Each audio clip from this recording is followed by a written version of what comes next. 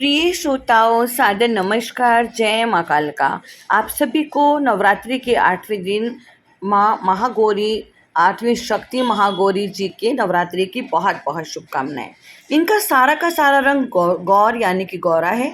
इस गौरता की उपमा शंख, इस गोरे रंग को कंपेयर किया गया है शंख, चंद्र और कुंद के फूल से इसकी उपमा दी गई है। इनकी आयु 8 वर्ष की मानी गई है। अष्टवर्षा भवेद गौरी। इनके सभी वस्त्र और आभूषण यानी कि ज्वेलरी भी सफेद रंग की है। 4 भुजाएं, इनका वाहन वृषभ है। इनके ऊपर के दाहिने हाथ में अभय मुद्रा और नीचे हाथ में त्रिशूल है। ऊपर वाले बाएं हाथ में डमरू और नीचे के हाथ में वर मुद्रा है। इनकी मुद्रा अत्यंत शांत है। अपने पार्वती रूप में इन्होंने भगवान शिव को पति रूप में प्राप्त करने के लिए कठोर तपस्या की थी। इनकी प्रतिज्ञा थी कि मैं सिर्फ शिव भगवान से ही पूजा करूंगी। इन्होंने संकल्प लिया था, वीर्ये अहम वरदम शंभुम नान्यम देवम महेश्वरता। संकल्प लिया था कि मैं सिर्फ शिव भगवान को ही पति रूप में उनको ही वरूंगी, उनसे ही विवाह करूंगी। जन्म कोटि लगी रगर हमारी, वरऊ शंभुना तह रहे कुंवारी।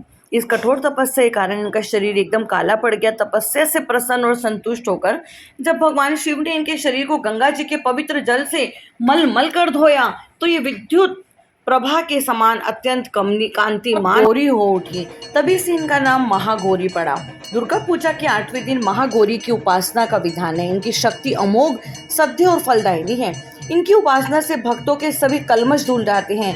उनके पूर्व संचित पाप भी विनाश हो जाते हैं। भविष्य में पाप, संतान, दैन्य, दुख उसके सब कभी भी उसके पास नहीं आते।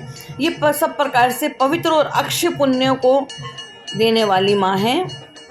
गौरी का ध्यान, स्मरण, पूजा, आराधना करना भक्तों के लिए सबसे ज़्यादा कल्याणकारी है। हमें सदैव इनका ध्यान करना चाहिए। ये इनकी कृपा से अलौकिक सिद्धियां मिलती हैं। मन को अनन्य भाव से एकनिष्ठ कर मनुष्य को सदा इनके पदारविंदों यानी कि उनके चरणों का ध्यान करना चाहिए। भक्तों का कष्ट हरती हैं। इनकी उपासना से आर्त जनों के असंभव कार्य भी संभव हो जाते हैं। इनके चरणों की शरण पाने के लिए हमें सर्वविध कोशिश करते रहना चाहिए।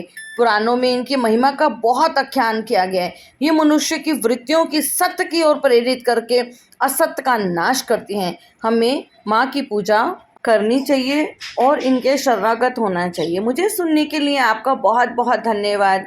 अष्टमी की आपको बहुत बहुत शुभकामनाएं। मैं अपनी अगली वीडियो में आज के दिन कुछ उपाय ऐसे करने चाहिए जिनसे हमारा लाइफ ट्रांसफॉर्म हो जाए, सुख शांति धन धान्य मिले, उसके लिए मैं आपको उपाय बताऊंगी। मेरे चैनल को अगर आपने अभी तक सब्सक्राइब नहीं किया है तो प्लीज़ मेरे चैनल को लाइक, शेयर एंड सब्सक्राइब कीजिए।